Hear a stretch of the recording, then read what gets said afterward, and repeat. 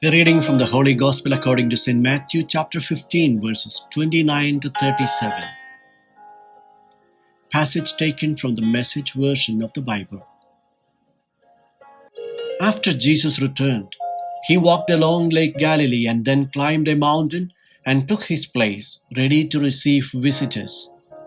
They came, tons of them, bringing along the paraplegic, the blind, the maimed, the mute, all sorts of people in need, and more or less threw them down at Jesus' feet to see what he would do with them. He healed them.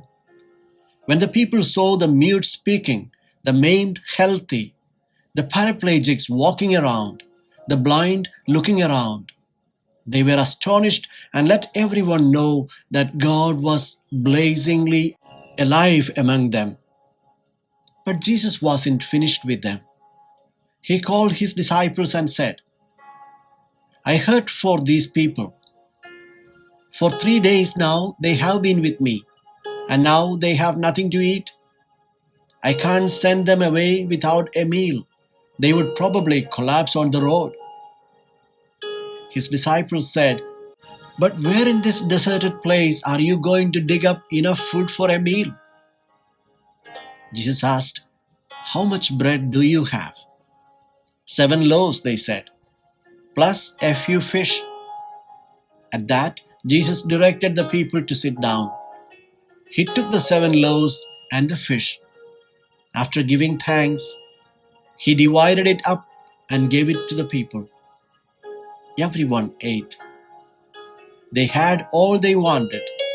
It took 7 large baskets to collect the leftovers. The Gospel of the Lord.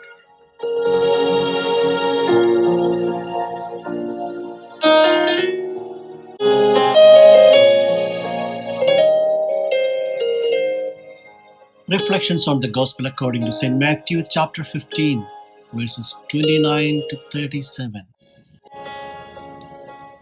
The crisis we are living due to the pandemic has been affecting everyone. We will emerge from it for the better if we all seek the common good together. Concern for our neighbours and a generosity of heart has indeed saved thousands of lives from death. International agencies had predicted more people to die of hunger than of sickness itself, which fortunately did not come true. Indeed, the miracle of multiplication of bread, or rather the miracle of feeding the hungry, not from the surplus but from the minimum of resources, is a reality even on this day in our times. But we would notice some discrepancies with the gospel narrative today. Matthew says that it was on a hill in Galilee that Jesus healed the lame, the maimed, and the blind.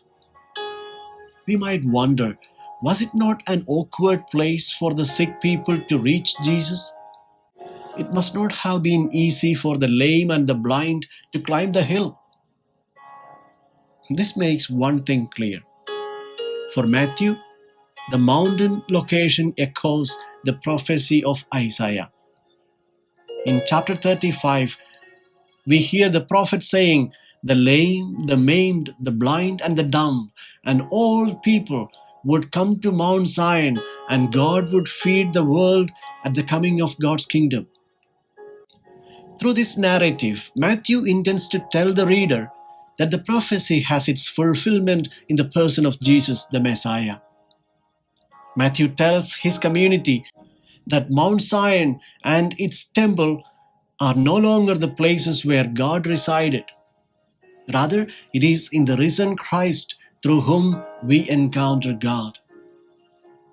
Jesus is moved with compassion for the people who were exhausted and abandoned. Those people needed a message of hope and of life. And this is the message of Advent, that there is a future for everyone. We are not doomed to failure. Reconciliation, forgiveness, salvation of life is always possible. Even if society condemns us, even if friends abandon us, even if our business fail, comfort and healing are available. And God's blessings are not rationed out, but are given in abundance. Count the blessings we have received and realize that we have received them in abundance. The message is to be mindful of the needs of our neighbor and be moved with compassion. Do not turn away from the miseries of our neighbors, because God has placed them next to us, believing we would care for them. God needs us, and He has placed His trust in us. Pope Francis reminds us not to become devotees of Pontius Pilate, washing our hands of others' sufferings and pass by and go your own way.